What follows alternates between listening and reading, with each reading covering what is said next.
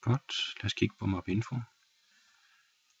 Det første vi skal se, det er, at vi har vores filmenu, hvor vi kan åbne filer.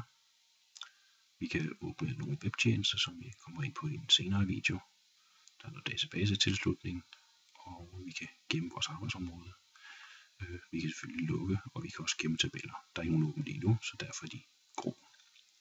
Vi har en helt almindelig redigeringsmenu, hvor vi har det sædvanlige Windows-værktøj, som vi kender. Der er en værktøjslinje, som vi ikke skal bekymre os om i det her. Der er noget avanceret redigering, som vi heller ikke skal bruge til noget. Vi kan lave forespørgsler, og det kommer jeg også ind på senere, hvordan det foregår. Der er noget tabelvisning, forskellige indstillinger, hvor vi skal kigge på grundindstillingerne lige om et øjeblik. Og her kan vi vælge, hvad for nogle vinduer vi skal se. Hvis jeg har nogle åbne, så kommer de på en liste.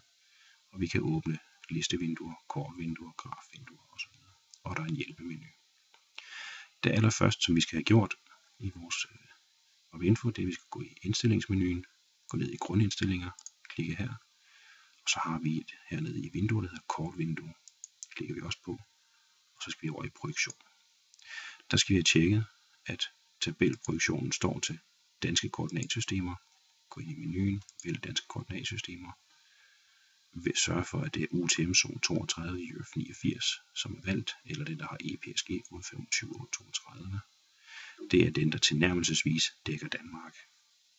Hvis I har det valgt, så er I godt på vej. Tryk OK. Afstand og arealer regner vi kartesisk, fordi langt de fleste af de kort, vi henter fra kortforsyningen, de er i UTM 32. Det er et metersystem, det er et kartesisk system. Så der skal den stå hernede. Tryk OK til det, og OK. Og så er vi klar til at gå i gang. For at åbne en fil, går vi op i filer, siger åbn, eller kontrol, og tager den fil, som vi nu skal have, som vi kan se, de hedder tab, hvis man har slået til, at man kan se efternavnene på filerne. Og nu tager jeg bare den her, der hedder Fyn Kommunegrænse, og så går jeg herned og sørger for, at jeg åbner den op i det aktuelle kort. Og det gør jeg også, selvom jeg ikke har noget kort åbnet i forvejen.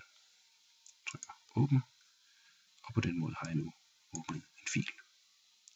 Det man skal være opmærksom på, det er, at hvis jeg går herop og trykker herop, så er den faktisk ikke lukket. Der kan jeg gå op og lave mig et nyt kortvindue, og så kommer den frem igen.